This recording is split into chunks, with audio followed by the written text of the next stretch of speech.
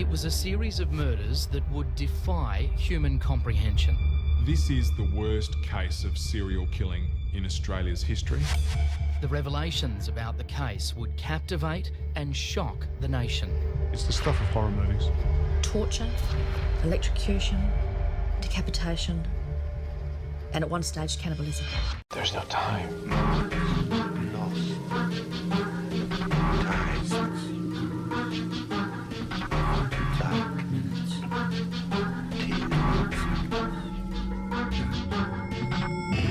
The time is 13 o'clock. All right. Hey, you guys. It's episode 102. Mm-hmm. Remember, like we said on the last episode, that we were going to start doing the opening segment and the news. That's in right. Video. Glorious. That's right. Technicolor video. We're going to do it with Keela and drinks.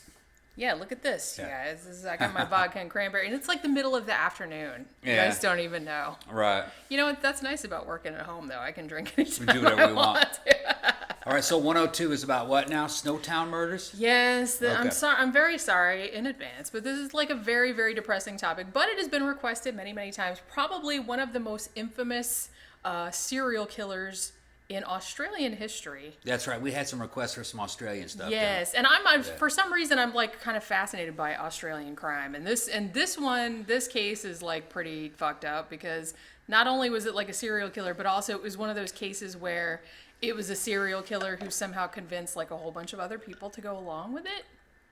And, you know, it was one of those kind of things. So there was and a bunch of accomplices Yeah, and and stuff. it went on for a long time, like, without anybody knowing about it. And it's like, it's just a horrible, horrible case.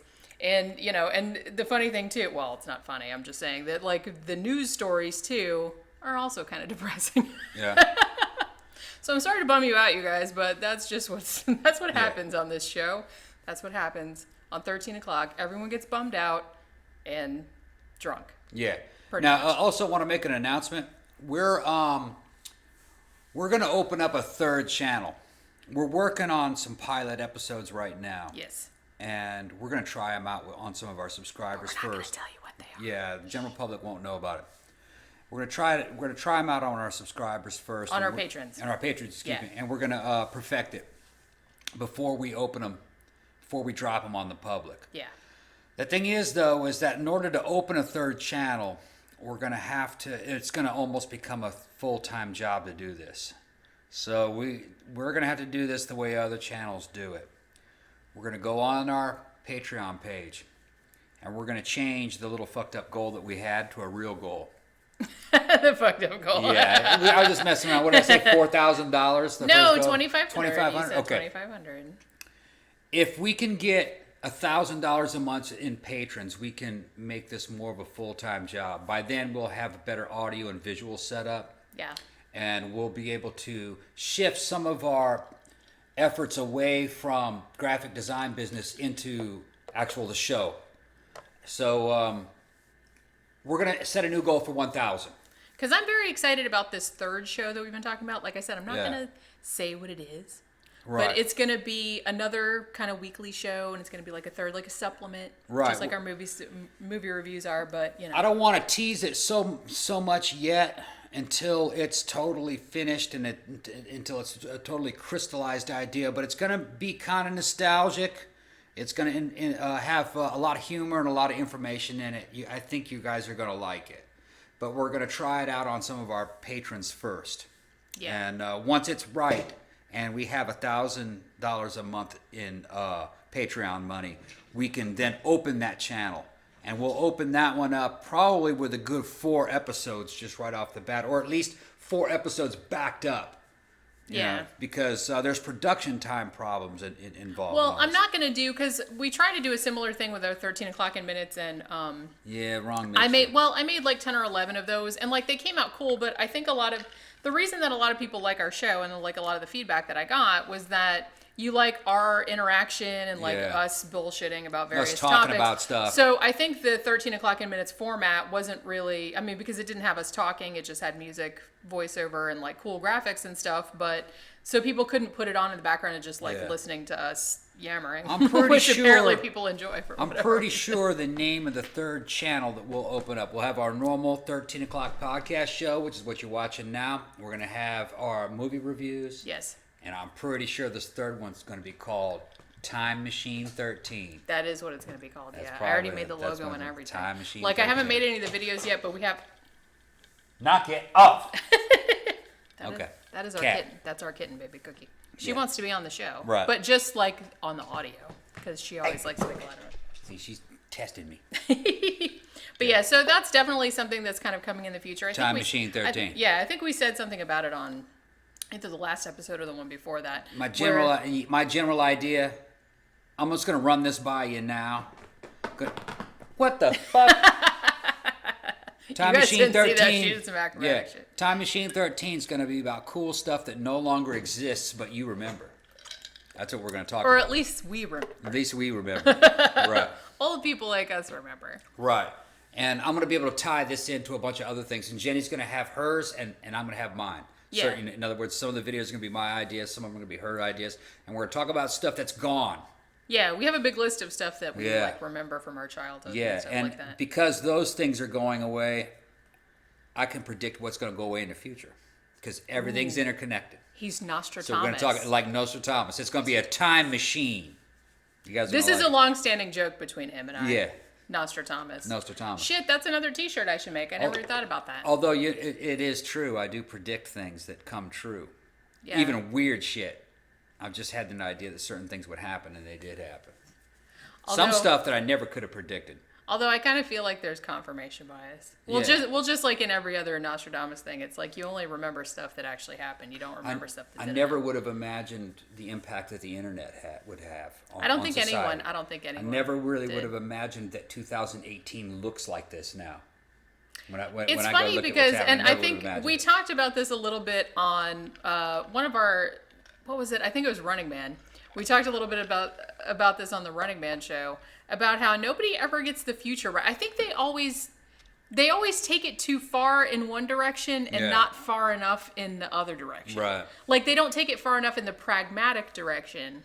But then they're like, look, everyone's going to be wearing jumpsuits with these big triangular shoulder pads Yeah. and shit like that. You know what I mean? It's like they always kind of go the wrong way with it, or they extrapolate from the wrong things. Yeah. It tends to always happen. But yeah, we kind of talked about it a little bit on the Running Man show. But So you want to do the shout outs? yeah, let's do Okay. the shout outs and then we'll do the news. Like I said, the news is also kind of depressing, but you know, that's just how shit This goes. is not going to be a depressing show. Don't worry, folks. That's just her. I'm going to make this shit funny. I'm going I to make just this say shit that, funny. well, good luck. I'm going to make it fun. I'm just saying. We'll see. We'll see how it goes. Yeah, okay. So, first thing I want to shout out, if you haven't seen our latest movie review, it was David Cronenberg's first feature film, Shivers, also Yeah. known as They Came From Within, or Yeah. Parasite Murders, or Orgy of the Blood Parasites, Yeah. which I actually kind of wish he'd called it. I can see why he didn't, though. But yeah, so that was our last movie review, so go check that out. Also, check out our Zazzle store at zazzle.com/13 o'clock, and we've got a whole bunch of t-shirts and a tote bag. And also, I need to make a Nostradamus t-shirt. That just reminds me. So Yeah. remind me to write that down. And also, if you'd like... Nostradamus, man who saw tomorrow. Yeah. Nostradamus predicts. He's like Criswell. I'm going to do... I'm going to do like an Ed Wood one with like... Don't do it. Please. Oh, Okay. You suck. Do what you want. Thank you. I will. Nostradamus is better, though. than Well, Criswell. no one's making a value judgment about that. Okay. Also, if you'd like to financially support the show, go to our Patreon page at patreon.com/13 o'clock, or go to our blog, which is 13o'clock.wordpress.com. And there's a link in the sidebar to a PayPal That's right. account, just like our buddy Richard did. Sent us a PayPal donation. Thank you very much, Yeah. Richard. That help was us, awesome. Help us reach $1,000 a month, and we'll release the new channel on you. Yeah, because we are definitely talking about this, working on it. Yeah. I've actually started working on the first video. Yeah. But we decided we were going to hold Yeah. them hostage. And we're going to get Until- we're getting better cameras, better microphones. We're going to have better lighting. We're going to do green screen. So it's going to be a better show in the next month or so. Yeah. Even though this is a very nice background, I should say. This is a painting Yeah, that's get in a little our bit of living glare on it. But That's all right. Well, it's that's our outside. That's the porch over We're in there our by the tropical window. lounge. This is the tropical lounge. Just waiting for alligators to walk by. Yeah. Thank you. That was a very good segue into our news stories.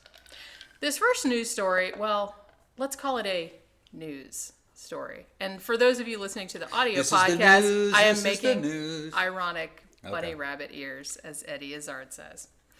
So this news story was sent to me by a listener.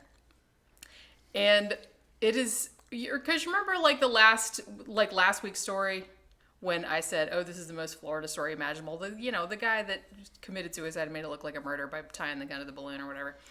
This is actually the most Florida story ever. So apparently this story made the rounds of this guy named Sean Killams, I want to say. And he was arrested in Florida for allegedly tranquilizing and raping alligators. No shit, no. Well, yeah, I'm getting to that. Okay. Now, the best thing about this is the mugshot. So the link that the girl sent me, this mugshot is everything. It is the best mugshot ever taken. It's this guy looks like he's all pop-eyed. He looks like a cartoon character. Are you showing him the mugshot? Shit like that. Yes, I'm showing him the Okay. mugshot as we speak. All right. That's the best part of this story. Now, evidently, so according to the story, this guy, Sean, was arrested getting busy with the alligators after he had roofied them. I'm not buying it. And, I'm getting there. Okay. And, he was arrested by police. They had to tase him because he wasn't listening to them and stuff. And then they determined he was on crystal meth and all this other kind of stuff. Well, as luck would have it, the Venerable Snopes looked into the story and is like, this story did not happen. Okay. It was actually first published by a satire site, kind of like The Onion, but it was a different one than The Onion. I had a feeling that was just... But yeah. I didn't think that was possible. Right. I don't think you could... Although, it should be noted that the wonderful, wonderful mugshot is a real, actual mugshot. Okay. But the guy in the mugshot is not an alligator rapist, and he is not from Florida. He's actually from Ohio. And all he was arrested for was he's Ohio, man. Ohio is the Florida of the North. Right, yeah. I kind of feel like that's probably, yeah. So he was actually arrested and for just growing pot in his house, which, whatever, who cares? But the mugshot is great. But, the poor guy got splashed all over the internet as an alligator rapist when really he was just growing some weed in his house. That's all he did, even though he has the craziest mugshot ever seen. Now, the weirdest thing about this story, though, is that when I Googled it in order to get some photos for the video, I found that there had been another story going around back in 2016. It was all over Facebook. Your grandma probably emailed it to you and everything like that because she doesn't know when things are real or not. And it was the same kind of thing that a zookeeper in Naples, which I'm presuming is Naples, Florida, not Naples, Italy, because I don't think they have alligators in Italy, at least not in the wild. So apparently a zookeeper had been in the process of raping a juvenile alligator when a big one snuck up on him and ate him. No. But that did not happen either. That didn't happen. I'm not buying it. I'm sorry to disappoint you. However, the news story that made the rounds about the guy that flung the alligator into the Wendy's drive-thru window is true. Yeah, that must have been a little baby alligator. Look that shit up. That must have been a baby it alligator. wasn't like no one's like hucking a fucking 20-foot baby crocodile alligator. into the Wendy's. But, but that did happen in Florida. Somebody did actually throw an alligator into the Wendy's, which, probably you work in fast food. That's probably the last thing you ever think would ever happen, or one of the last things you ever think would ever happen. Now, this other story is, this sadly really did happen. Now, this was also sent to me by a listener, and I was thinking about doing a whole episode on it, but I'm like, no, because I'll just cry during the whole thing. This is about the Croydon Cat Killer. Oh, that guy, yeah. Now, well, it might not be a guy. It might be more than one guy. Right. Or a girl, but I doubt it. It's probably a dude, I have to say. Not to be sexist or anything.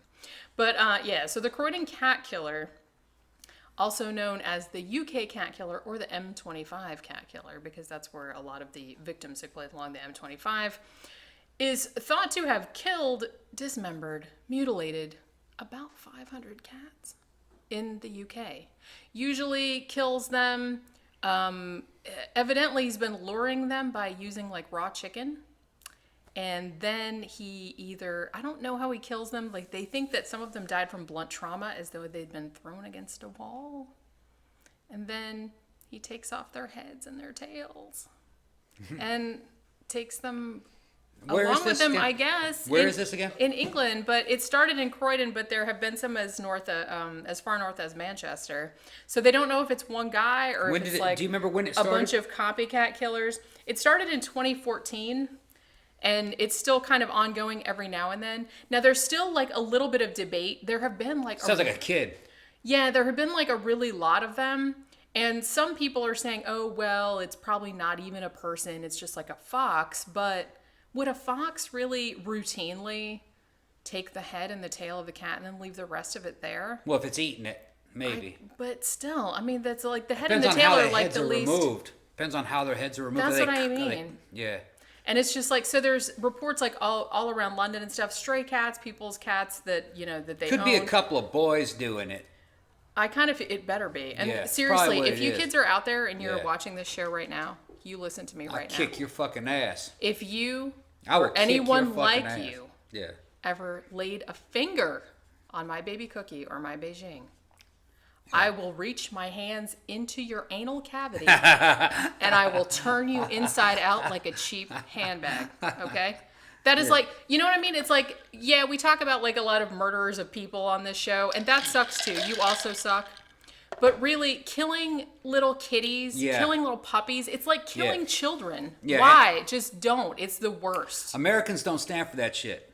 Not That at is, all. well, British people don't either. Yeah, in places in the United States, especially in the South, you kill a man's dog, he's going to kill you. Most likely. You know, we got And guns over here. And rightfully so. You kill somebody's dog, that's equivalent of killing somebody's child. You're a dead man. And like I said, I am not averse to that. Yeah. I mean, seriously, if, you know, it's one thing if you hit it with your car and it's an accident, okay? Yeah. That's Yeah, fine. that's a different. I'm talking about going yeah. out of your way to do something bad to somebody's pet. That's like doing something bad to somebody's child. Yeah, that's like doing something to a kid. Because, like, Yeah. we have two cats, You okay? won't be found. You won't be found. Right. If they find you, you'll be off in a ditch. I will but- put you in a stew and eat you, motherfucker. Yeah. I'm totally serious about that. No, I'm just... Wouldn't taste good. Too lean. That's all right. Okay. It's the principle of the All thing. right. I don't care about the Okay. taste. Enough salt can mask anything. It tastes like pork. It'll be nice like pork soup. But yeah, we can make it like Thai. It'll be good. But yeah, so that's the thing. It's like, if this is a person or people doing this, like, what the fuck is your problem? Two, Yeah. it's like, this is like serial killer shit. And Yeah. if they don't catch this motherfucker or motherfuckers now, this is going to escalate into killing people, because this Yeah. is how serial killers get started. Yeah, that's how they get started. They kill little defenseless animals. And Yeah. you know what I mean? I swear to God, this story, just like, I was reading the Wikipedia page because someone said, oh, you should do the Croydon Cat Killer. And I'm like, oh, that doesn't sound like something I want to read about. Yeah. But I went to the Wikipedia page and I was just like, I was just like so bummed out because I love my kitties. And it's like, I mean, we have two cats. And like I said, if anybody did anything to any of my cats, you would wish you were dead. That's Yeah. all I'm saying. Yeah, I've seen some videos coming out of Europe of certain things that happen to people's dog. That doesn't happen where I'm from. I'm from Mississippi. You attack somebody's pet dog, they will set you on fire. And I'm not, and then literally, they will Yeah. kill you. And like I said, Yeah. I wouldn't blame anyone one Yeah. bit. I was honestly Mississippi purifies things by fire. and then salts the earth. Yeah, that's right. Yeah. No, I'm just saying, like, when I lived in Daytona many years ago, and I used to work on the night shift at a newspaper. Remember those? For all you kids Yeah, out for there, all it was the thing that newspaper. was made of There used to paper. be these things It called was like newspapers. the internet, but it was printed on paper. It's so funny. I was in the store. I was at a Winn-Dixie. That's what we have down south. And there was an old guy holding up the line. He must have been about 80. And he held up the line for a good 15 minutes because he tried to buy a newspaper. The people that were running the register didn't even know how to pay for And that they're just like, newspaper. what is They're this like, thing? and then I saw what a newspaper looked like today. It was just pitiful. Pitiful. It had maybe 30 pages. Well, yeah. Remember how newspapers used to look? Well, I remember. I looked at that and I go, that's a newspaper? I worked for one for many years. Looked and- like a flyer. Yeah.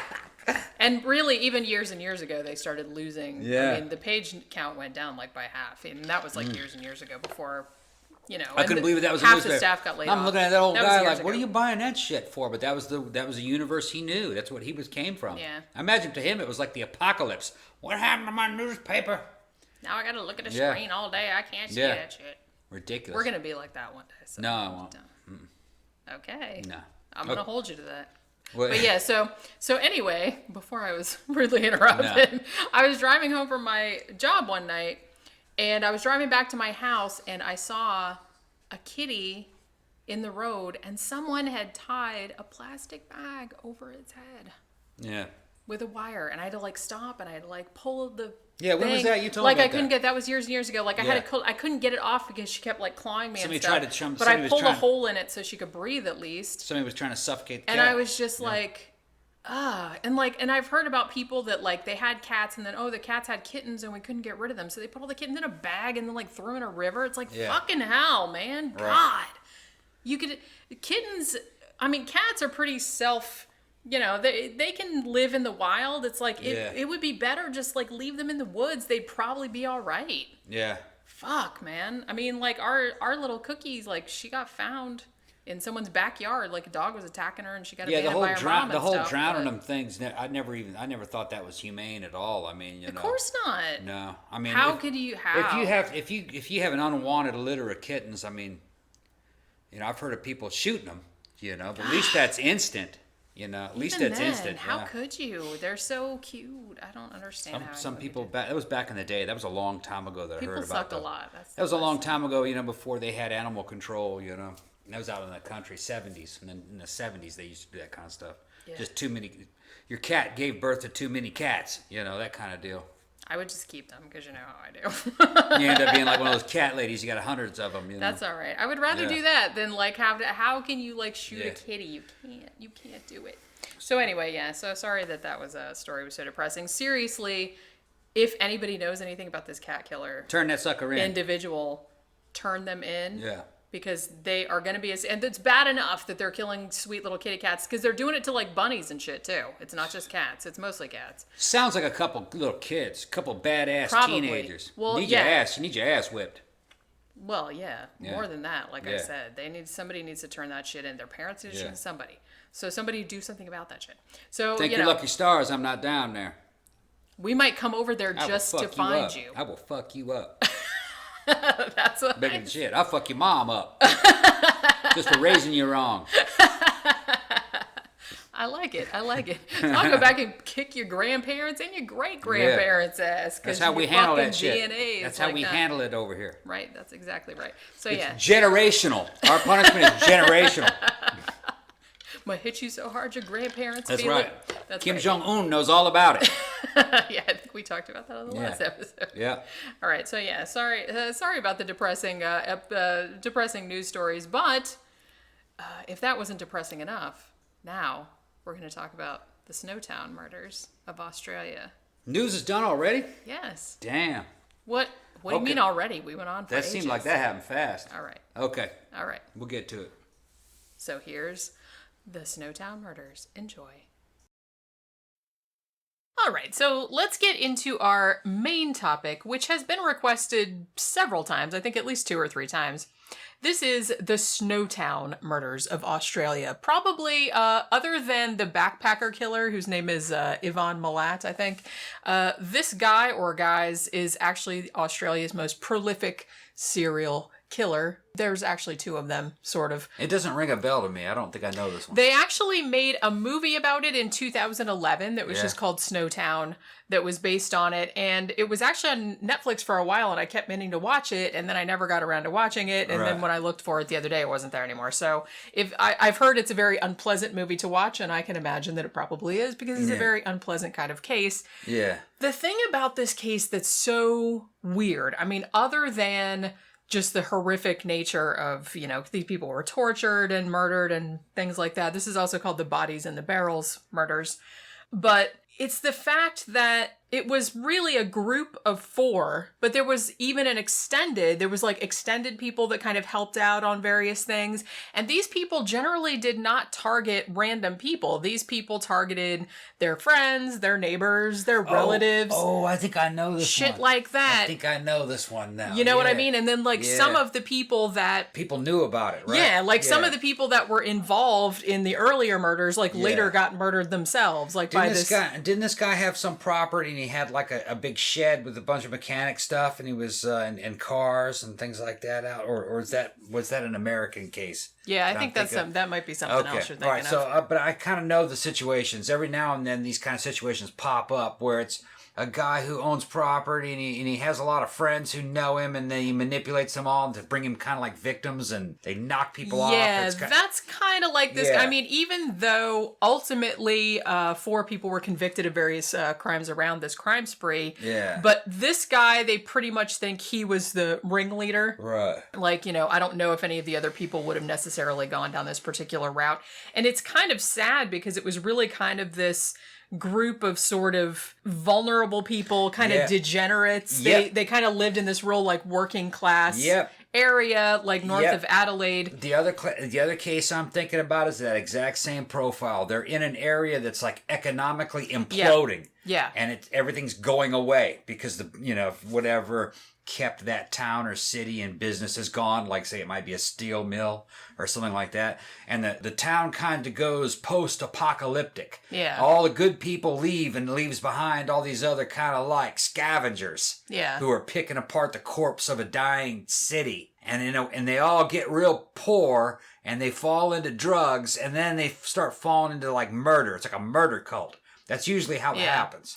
This seems like that was kind of like what was going on. Kind of like that? Okay. In this situation, sort of. All right. Now, the interesting thing about this was that really nobody knew that all of this stuff was going on for many years until a sort of routine examination of some cold case missing persons kind of stuff. And then they started making all the connections.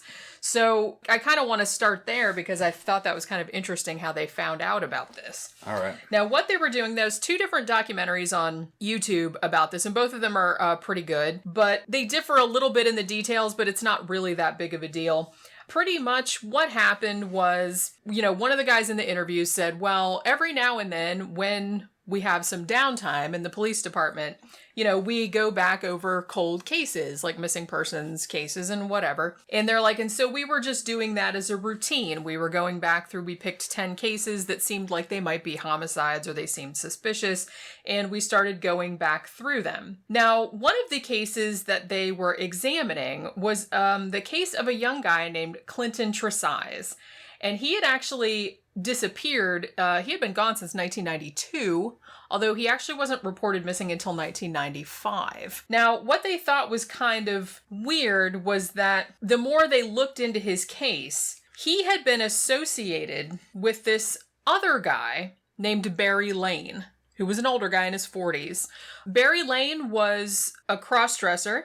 He was thought to be a pedophile. Now, Clinton Tresize had actually lived with Barry Lane in the 90s. Right.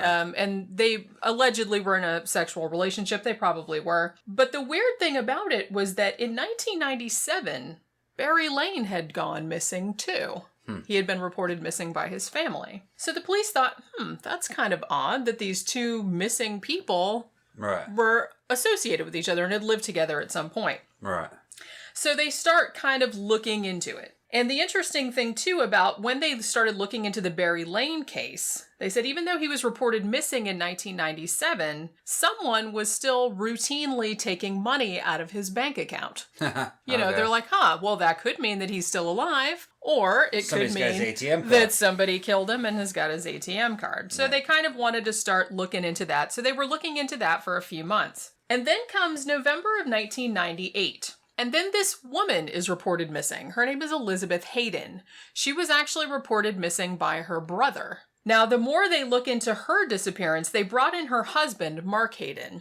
And they thought it was kind of strange that he had not reported her missing. And also that he didn't really seem all that concerned about where she had gone. She's like, oh, you know, she just left me and I don't know where she is now. Right. Right. And they thought that was a little weird. So these 3 crimes, while they were investigating these 3 missing persons cases, they noticed that the same 2 names kept coming up as like being associated with all these people. And these 2 names were John Bunting and Robert Wagner. Robert Wagner had also been a boyfriend of Barry Lane, and they had lived together for a very long time, like 9-10 years, something like that. John Bunting had actually befriended, he had moved to this particular neighborhood in 1991, north of Adelaide. This is in South Australia, in case I didn't mention it. And so they had been friends with them for a long time. Now, police began to suspect, because these 2 guys kept coming up, and it's like, you know, all these people that were missing were like kind of related or friends or neighbors or knew one another in some capacity. So they were able to, they're like, well, here's what we're going to do. We're going to set up some surveillance to see who is taking the money out of Barry Lane's account. Yeah. So they set up the thing with the ATM, or they, you know, pull the records, the camera records of the ATM, and they discover that Barry Lane's money has been being taken out of his account by Robert Wagner. So now we have 3 missing people. Yeah. And these 2 guys seem to be coming up in all 3 of these missing persons investigations. Yeah. You know, so now you have Elizabeth Hayden, and then they found out that her husband, Mark Hayden, was also friends with these 2 idiots. Yeah, well, that's not supposed to happen. That's statistically not possible. That means that these people are the linchpins to all these other missing persons cases. You know, they're in common with all these missing persons cases. That's not good. Well, yeah, that's what I mean. So that's why police were just kind of like, okay, well, there's obviously something going on here. Now they're like, what we need to do, at this point they went to a judge and they said, can we tap their phones? Can we do these other things? They were also trying to find, Elizabeth Hayden had like a van. They call it a Land Cruiser. It was like a big like white and brown, like kind of a grungy looking van. And they didn't know where it was. So they said, well, maybe if we find that, you know, we'll find out where some of these people are gone and have gone and stuff. So eventually they put these guys under surveillance, particularly Bunting and Wagner. And so one day they have a bunch of cops follow them, you know, just on the down low. Yeah. These 2 guys drive up to this little bitty town about 90 miles north of Adelaide called Snowtown. This is a little tiny like farming community, maybe a couple hundred people. So they're like, I wonder why they're going up there. Apparently they had a friend up there that they were going to visit. So they follow them up to this little town called Snowtown. Now, while they're up there, they see the 2 guys and they pull into this, the driveway of this house, and they see Elizabeth Hayden's van. Yeah. And they're like, that's interesting. We've been looking for that van all over the place. Right. It belongs to a missing woman. So then they go and ask this neighbor, this friend of theirs that they'd been visiting, like after they leave. And they're like, oh yeah, you know, they brought this van here the other day. They were unloading a bunch of big black barrels. And they're like, oh, and they rented this disused bank building across the street and they put all that stuff in there. There was this it was like this old bank building. Yeah. It hadn't really been used for anything. It was kind of empty. They were using it just for like old computer part storage and stuff like that. So they said, yeah, these guys rented this building and I saw them like unloading the barrels in there. Right. So the cops are like, okay, so, and there's actually video of them first entering this vault. Yeah. So they go into the bank. Where the vault is, it's like there's a little door and then there's like all this black plastic and it's like taped all the way around the door. Yeah. And they're like, oh boy. So they cut it. They show them slowly cutting it open. And they look and then the smell was just indescribable. Really? Yeah. So they said inside this disused bank vault, they find 6 very, very large black barrels. Yeah. And a whole bunch of disturbing looking tools, pliers, saws. Right. A thing to electrocute people with. Oh, man. Rope, tape, shit like that. Right. Obviously, they're kind of just like, oh, I hate my fucking job today. Right. They open up and I love, they interviewed one of the investigators that was there when they first went into the vault. And he is so, I guess you get this way after a while. He was just so matter of fact. Yeah. He's like, I had called up the coroner. I said, yeah, we got these big barrels here. And the coroner's like, well, what do you think it is? He's like, well, judging by the smell, I'm sure bodies. you can probably assume. So he's like, so the first barrel, he's like, I open it up, and he's like, and immediately I see a mummified foot. Yeah. He's like, so basically, the gist of it is, there are 6 barrels with a whole shit ton of cut up body parts in them. Okay. Now, in the vault, they also found a whole bunch of bottles of hydrochloric acid. Now, evidently, these killers had thought that if they had poured the hydrochloric acid into the barrels with these body parts, that it would dissolve them. Yeah. Unfortunately, the hydrochloric acid was neutralized by all the water in the bodies. Yeah. So it basically just mummified the bodies. Okay. Right. So, I mean, the coroner was on, the coroner was interviewed, and he's like, man, we still saw tattoos, we still got fingerprints. Yeah. We could still tell how most of them died. Didn't destroy the body at all. It didn't destroy the body at all. They're like, in fact, 3 of the victims still had rope around their necks. Yeah. Some of them had burn marks and things like that. So at this stage, they're like, okay, they didn't know how many bodies it was because, it was all, they were all cut up and they were all in different pieces. So basically they had to pour all the acid out of the barrels and take all the body parts. He's like, we just picked up all the body parts and put them out on the tables and tried to match them all up like some grotesque jigsaw puzzle to figure out how many bodies this was. You know what's weird is that these guys have no problem, killing people and torturing them, stuff like that. But then they have a problem disposing of the bodies. Any deer hunter knows how to dispose of a large body. It's not difficult. It's not even gross. Well, it's like, why the hell would you just keep them? Because it should be noted that where the bodies turned up in the bank vault, that wasn't where they had started out. I mean, he had been keeping them at various places. They were just moving them around because they thought that the cops were onto them. Yeah. So they decided, well, we're going to move them up to this remote location and they'll never find them. It's just funny how, they put all this effort into killing people and torturing them, but not into efficient body processing. Yeah. If that's the way you want to put it. I mean, butchers do it all day. You know what I mean? It's just a different species of animal. And instead, they just, keep rotting body parts around inside of barrels. And, it's just dumb. Well, dumb. Yeah. I have to say that really none of these killers were the sharpest knives in the drawer. Yeah.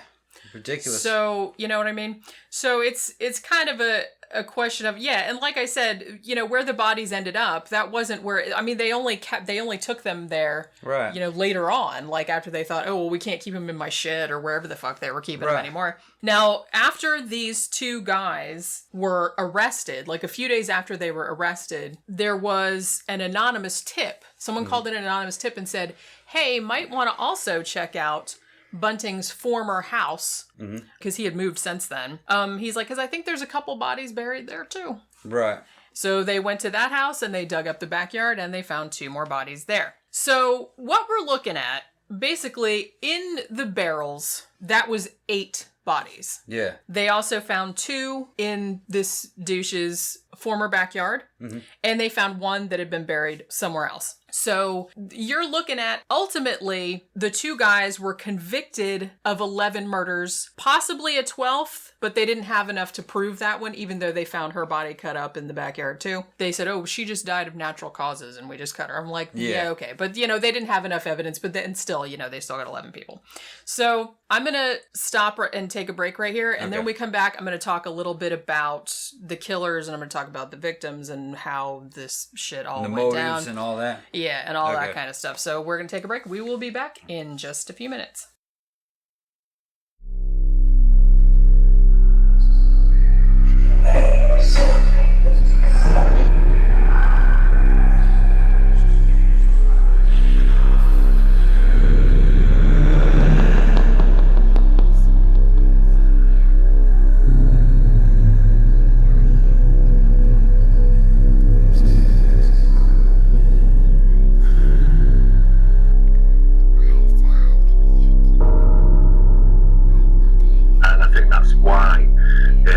Significant, because we are willing to put pen to paper and conclude at the end of the day that this house is very much haunted and will continue to be haunted for a very long time. Everybody, Jenny's got some new shirt designs up, 4 of them, really good ones too. Atlanta Ripper, Who Put Bella in the Witch Elm, the H.H. Holmes Murder Castle, and of course Demon Child, because man said he could. These are updated designs. I think they look really cool. Jenny did a great job on them. Were they fun making, Jenny?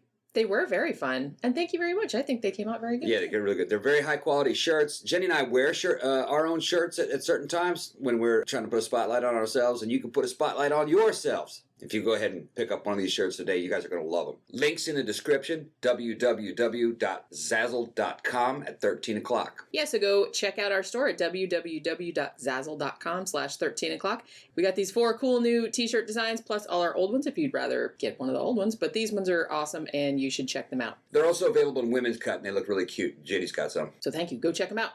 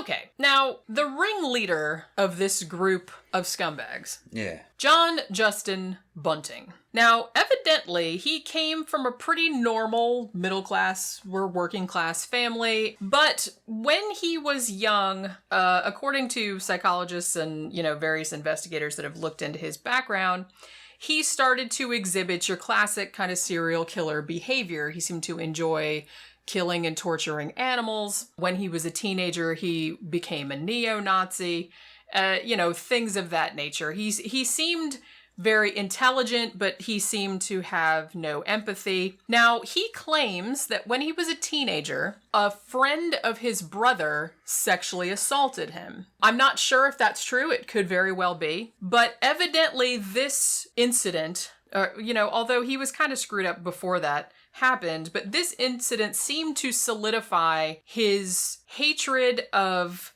gay people, his hatred of pedophiles, his hatred of anyone that was weak or feminine. Right. He was one of those very kind of hardcore, he was raised very conservatively, so he was one of those. And he fancied himself something of a vigilante. Right. That it was his job to rid the world of degenerates. Of gay people, of drug addicts, of people who were worthless or useless. Gotcha. So that was kind of his motivating factor. And I think that he held that belief that he was doing something not good necessarily, but he was doing a righteous thing. Yeah. Even when he went to trial, and even though as the murders progressed, they became more and more horrific, more and more involving more and more torture. It was just pretty much that's his excuse. A reason, because he seemed to really enjoy it. It's like those guys that kill all those prostitutes. Well, I gotta stop all these whores. Yeah, it's from the spreading these diseases to these men. Yeah, it's that kind of. It's a sad self-justification. Yeah. It's like you just enjoy killing people and torturing people and inflicting pain, and you don't really want to admit that to yourself, I suppose. So you try to couch it in this "I'm on a righteous crusade" kind of that's bullshit. all that is. Yeah, that is evidently where this dude was coming from. Now, he even had something, he called it the rock spider wall. He had it in his house, and it was basically pictures and articles and stuff like that about people that he knew, or people in the neighborhood that he suspected of being gay, or he suspected of being pedophiles. And he's like, so he had them like all over the wall with like little pieces of yarn. Yeah. Like, is this guy's related to this guy, and this guy's related to this guy, and all this other kind of shit. Right, yeah. And so he would have all his buddies and his neighbors and stuff like that would come over, and he would like rant at them, these fucking faggots and pedophiles, blah, blah, we need to get rid of them, and we need to do this and that. But the ironic thing was that his partner in crime, Robert Wagner, was also a gay man, or at least bisexual. Right, yeah. And had been in a homosexual relationship for a very long time. with Barry Lane. Now, the interesting thing was that Barry Lane... Yeah, I'm just laughing. I'm sorry. I know. Well, you know how because I can imagine. Yeah. Yeah. It's like that. It's like Yeah. fucking hell, man. Yeah. So Barry Lane, like I said, everything I've said, yeah, he was probably a pedophile because he had been in a relationship with Robert Wagner since Robert Wagner was 13 years old. So Barry Lane was friends with these two people, with the two main killers. But really, it seems like John Bunting only kept Barry Lane around because he wanted the skinny on other pedophiles and other gay people in the neighborhood. Like, he wanted this guy to, like, give him info. Yeah, this guy's a dirtbag and that guy's a pedophile and stuff. So he could, like, you know, have victims for later. Yeah.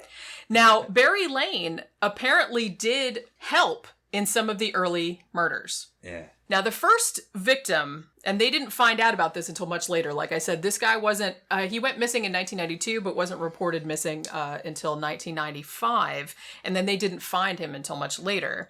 This kid was named Clinton Trezise. As I said, he was 22 years old, and he was suspected of being a pedophile. I don't think he really was. For whatever reason, John Bunting just didn't like him or thought he wanted to, you know. So he invites this kid over and to his house, like, to hang out. And then he beats him to death with a shovel and then, buries him in a shallow grave in Lower Light, South Australia.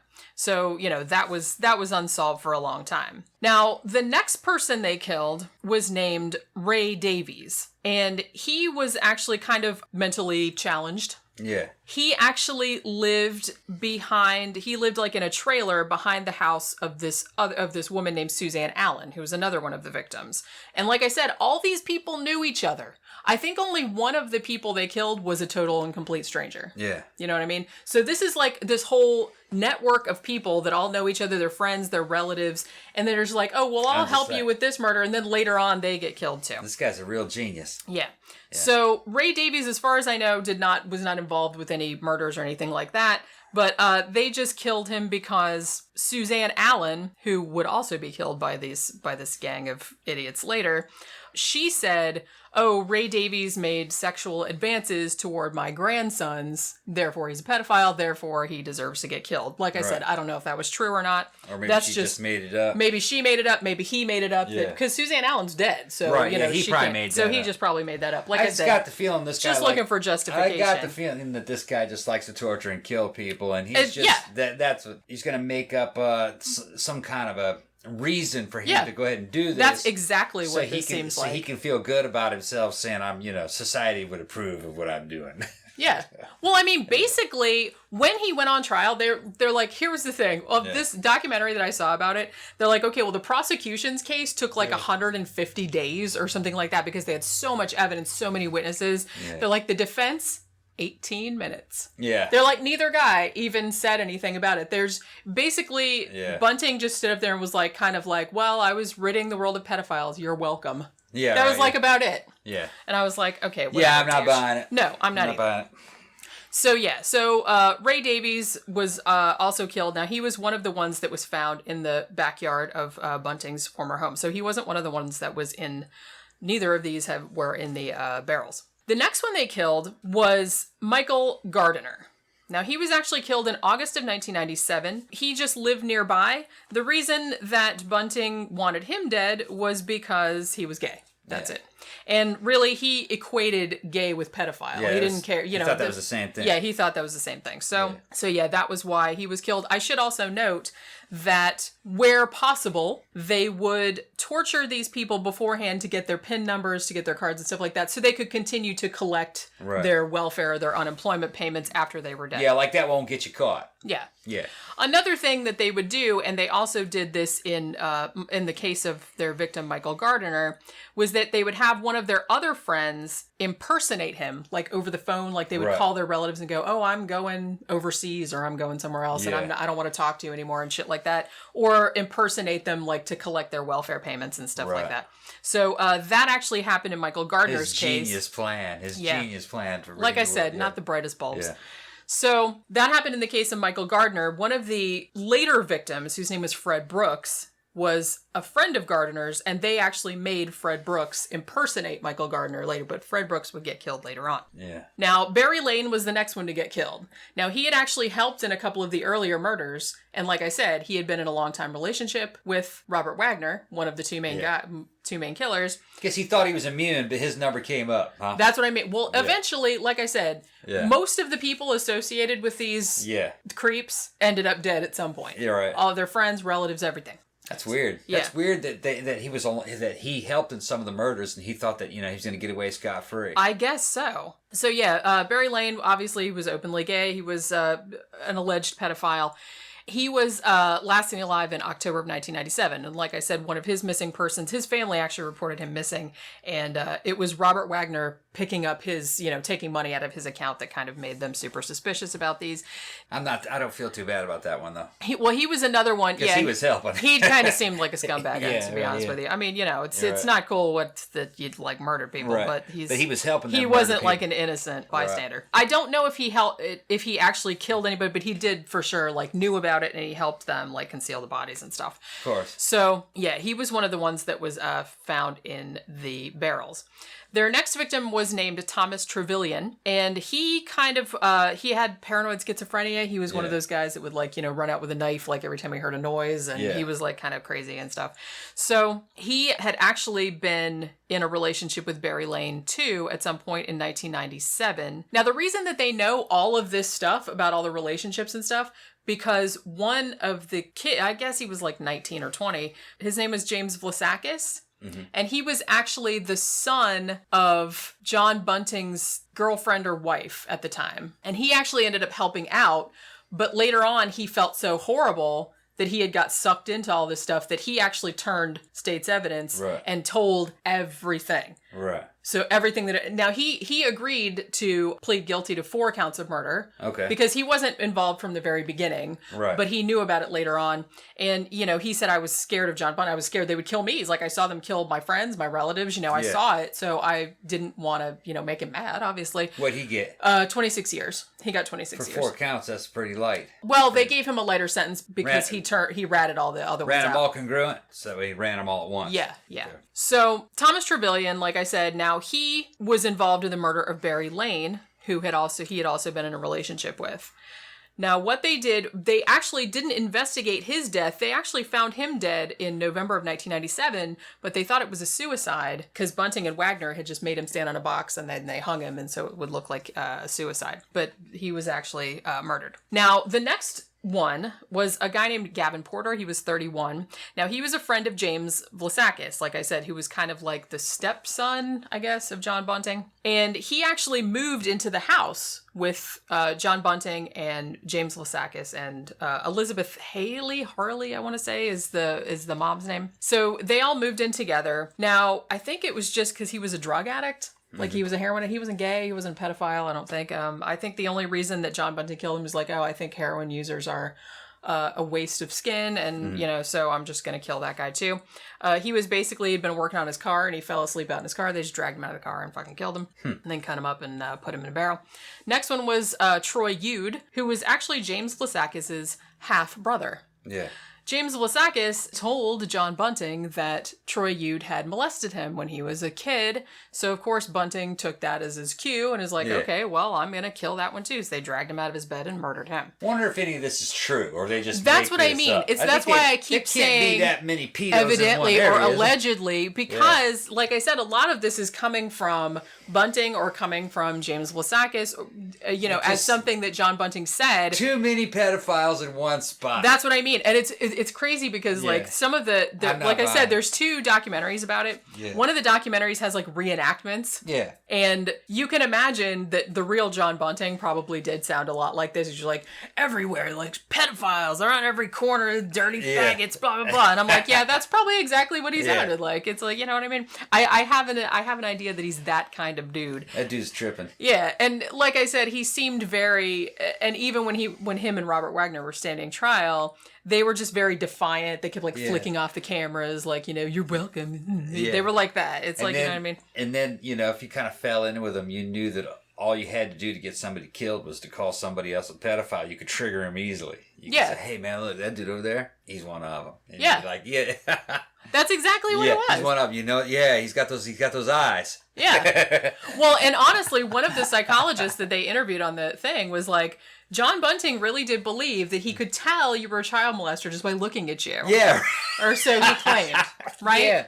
Yeah. So, but like I said, you didn't have to That was just like that guy that would stab random women. He's just, I could just see the devil in them. Some of them I could just see it. It's I could that just see kind the of devil shit. in them. So, And like I said, you didn't have to be a child molester. You could just be gay. You could just be a drug addict. You could just be... I saw you and I saw that you were the devil and I just killed you. Yeah, pretty much. Yeah. Yeah, so the next one that got killed was Frederick Brooks. And he was actually the nephew of Elizabeth Hayden, who was one of the ones that was murdered later. He was actually murdered in September of 1998 by John Bunting, Wagner, and James Lasakis. And he was also kind of mentally challenged. Yeah. I don't think he helped out in any of the murders. I think they made him impersonate one of their other victims. Yeah. I don't know why they killed him other than they just thought he knew too much. Wow. They killed him. He was, like I said, he was kind of mentally challenged. He was on welfare or on disability, and they continued to collect that after they killed him. The next guy was Gary O'Dwyer. Damn, this is a lot of guys now. This is a lot of people. What are we at now? Maybe 10? Well, like I said, overall, they were convicted of 11. Okay. And there was another one, too, in there that was probably, but they just didn't have enough evidence. Gary O'Dwyer was another mentally challenged man. He actually was on disability because he'd had a car accident early in his life and had sustained brain damage. This was the only guy that was pretty much a stranger to them. Okay. The only reason that he was targeted was because they thought, oh, well, he's retarded and he's on disability and he's weak and he's just a weak victim. He's taking the people's money. Yeah, so now he had a lot of really bad torture. A lot of them did. What they would do, generally, they would crush people's toes with pliers. They would burn their testicles and chest with like a electrical, I don't remember what the name of it is, but it's some kind of electrical something that you can electrocute people with. Okay. And you talking about an arc welder? No, it was like I didn't recognize like what the name of it was. Maybe it's different in Australia. I'm not really sure, but I'm like, what the fuck? Electrical thing that can burn you. An electrical thing that burns you, yeah. Okay. And also one of the victims, and he's gonna squirm when I say this. One of the victims, they lit a sparkler and put it into his pee hole. Damn. Yeah. See, he just squinched his legs together. Damn. Yeah. No, I don't want to hear that shit. Well, too bad. Damn. I just told you. Yeah, that was one of the victims had that done to them as well. So like I said, this is clearly people that are getting off on this shit. Yeah. So the next victim was Elizabeth Hayden. This was the wife of Mark Hayden, who actually knew about all the murders and helped them to get rid of some of the bodies. They speculate that Elizabeth Hayden might have known about them too, which might have been why she got killed. It was actually her being missing that sort of triggered off the whole investigation that led to all of them finding all these bodies. Apparently, I think that Bunting just killed her because she was fat. He didn't like fat people either. Yeah. Sure. You know, he didn't like anybody, honestly. Oh man, these guys are something else. Yeah, he just thought, and he's like, oh, well, she knows about us. Yeah. So, and she annoys me, so I'm just gonna kill her. So that just confirms my suspicions that he just kills you because he wants to. Because he wants to, because he got off on it. It doesn't have anything to do with what you are or anything what you're doing. Now, their last victim, that at least that they were convicted of, and this is really sad. This actually occurred while police were actively investigating them. Like, they hadn't found all the murders. They hadn't found the barrels or anything yet, but they were still investigating them in relation to all these missing persons cases. This guy was named David Johnson. He was James Vlasakis' stepbrother. Now, this kid was killed on May 9th, 1999. He wasn't gay. He wasn't a pedophile. Yeah. Basically, Bunting just wanted to kill somebody, and you know, he did like call him a faggot and stuff that. But you know, he probably called everybody that because he's one of those. So what ended up happening there was that, you know, David Johnson wanted to buy a computer. He was really into computers. James Vlasakis was like, well, come up to Snowtown. We have all these computers in this disused bank that we have, and you can buy one off us. Right. So he drives the kid up there to Snowtown, lures him into the bank vault, and then Bunting and Wagner kill him, cut off part of his flesh, take it across the street to a friend's house, and cook it and eat it. Wow, and also feed it to their friend who didn't know that it was a human meat. So they were into cannibalism too. Yeah. Well, Weird. that was the only case that they know of where that They were happened. getting into it. It was escalating. It was escalating. Oh, Yeah. it definitely did. Yeah. Because honestly, the first victim, Clinton Tresize, Yeah. he was basically just bashed, Yeah. bashed with a shovel and buried. Right. But as the It got crimes more and more went on, it got eccentric. more and more. There was more and more eccentric as it went. torture. There was Yeah. more and more. So he was starting to enjoy it. Like I said, he wasn't even pretending to really have a reason anymore. It's just, Right. oh, you faggot, I'm just going to Right. kill you, whatever. So yeah, at this point, him and Wagner were like, yeah, let's eat part of him. Yeah. Yeah, so they cut off part of him and took it across the street and ate it. And like I said, fed it to a friend of theirs who didn't know that it was a person. Right. So, and this... Yeah, but if you were friends with this guy, you're suspicious. Probably, to begin yeah, with, I honestly. think. Yeah.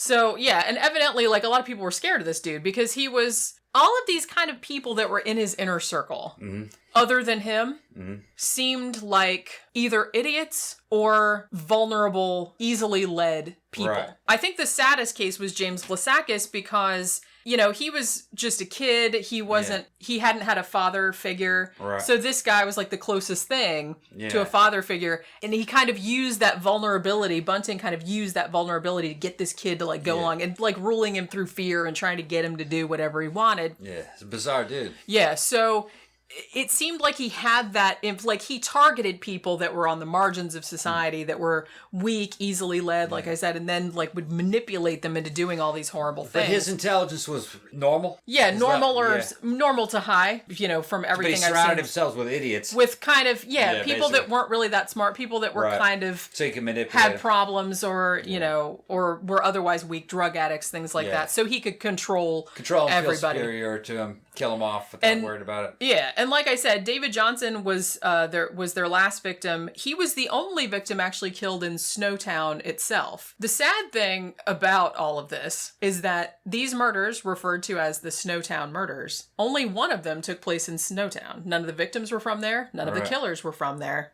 And all these poor people that live in this dinky little farming town, Yeah. they're like, basically, now this town, that's all that's known for. Damn. And it's like we get all these tourists coming here taking pictures of themselves in front of the fucking bank building where they found the bodies. Right. And it's like, none of this shit None of that happened here. here. It's like Right. the only reason that it's called that is because that's where they found the bodies. And the only reason the bodies were stored there is Right. because they thought, the cops are going to come get us. So it's this dinky town out in the middle of nowhere where we can stash stuff and no one will find out about it. Yeah.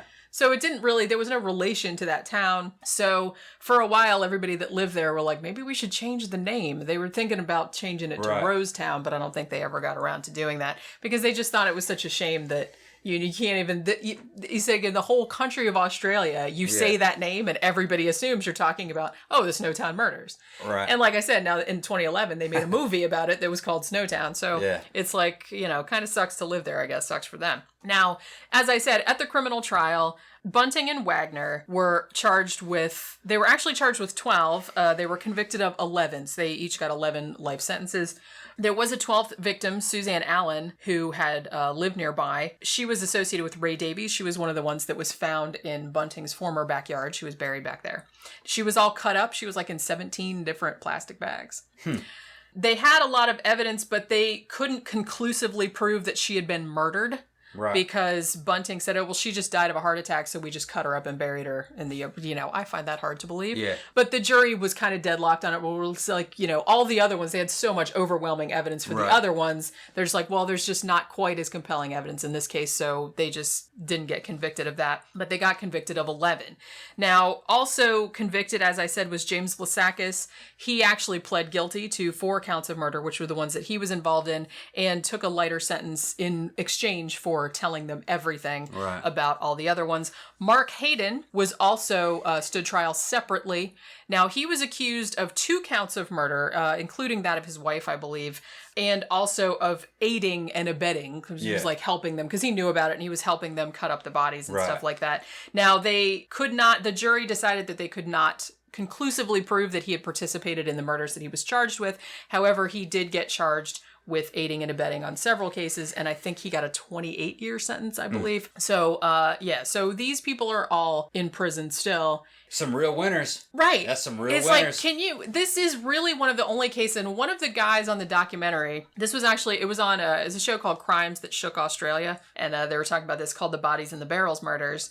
And he was saying this might be one of the very few cases in the world ever of a serial killer that not only had all these people like helping him out, but also kind of this group kind of ate their own. Yeah. You know what I mean? Where it's They like turned really, on each other. like I said, only one of the victims was a stranger. Right. All the other ones were friends, family members, other associates. So it seems bizarre that it took so long for these crimes to be. I guess not, though, because if you're killing other witnesses, if you're killing people you know, you're killing family members that never get reported missing. Right. Because Clinton Tresize, with the first victim, you know, he was missing for 3 years before anybody reported him missing. Right. So it's like I said, these are kind of people on the fringes of society. Right. I Makes you guess wonder how it's much not- of that goes on. I know. Now I'm kind of wondering. Yeah, it makes you about wonder how much of that because goes that on. can't be the only time that's ever happened.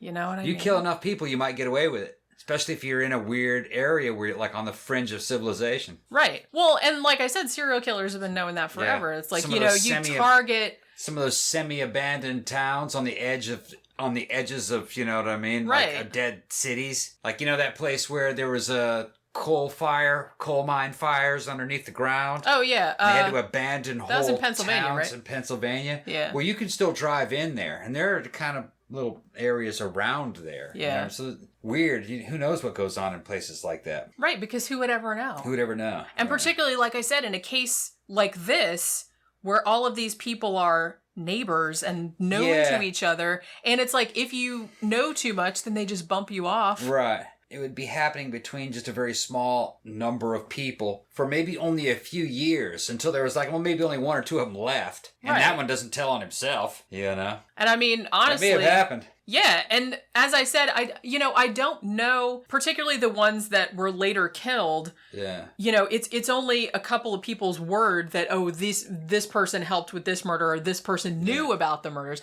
Like, did Elizabeth Hayden know about the murders before she got killed? Who knows? Well, She's dead. We know that, you know, in the 1800s, early 1900s, this kind of stuff kind of happened, you know, in towns and was never reported. Right. You know, but in the modern era, it's hard to know when that happens. And like I said, I think that it's sad because, like, really the only reason that this whole horrible web of crime came to light was because Elizabeth Hayden disappeared. Now, her husband didn't report her, but her brother did. Yeah. And that kind of stemmed, and then it kind of tied in with these other two cold cases that they just happened to pull. Yeah. This cold case. There's like, oh, let's re-examine this because we don't have anything, you know, we're not busy right now. So let's pull some cold cases. And they happened to pull this one that was related.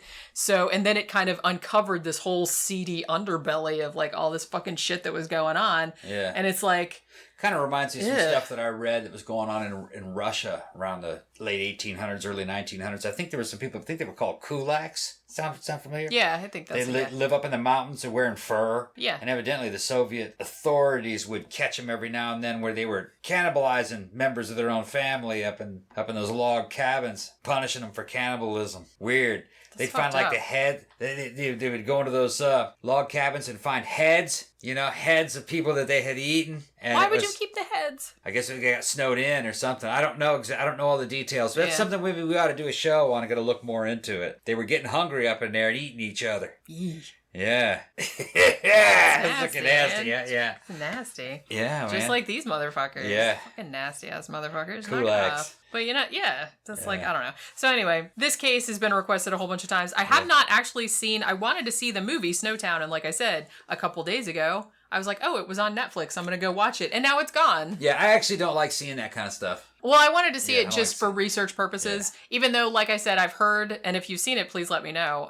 I've heard that it's a very, very unpleasant watch, which, like I said, I can imagine that it probably... I actually saw it compared to Henry, Portrait of a Serial Killer. Oh, I don't like that one. Also a very unpleasant watch. It's a great movie. I'm Yeah. not saying that. It's a great movie, but it's not one that I don't think I want to I watch it again. I saw it a long time ago, right after it came out, and I remember being convinced that I was almost seeing something that was real. That's what was I disturbing didn't about wanna that see shit. it, It's like, I think I'm gonna have a bleach bath Even though after that. the more I found out about those two guys, I think they lied about almost Well, all that stuff. I think they did make up a lot of that They stuff. made up a lot of that stuff. I do think they killed people, but Well, not they know as that they many. shot some guys in they shot a guy in a gas station. That's and I think they were suspected in a couple of other ones, but I think they were just mostly confession machines. Yeah, because didn't they confess to like 100? Man, they something confessed like to that? stuff that was later Yeah. on disproven that they didn't That do they that. didn't do that it, they didn't yeah. do it. Another guy did it. They just would get out of prison if they confessed for stuff, and they didn't want to be out of prison, really.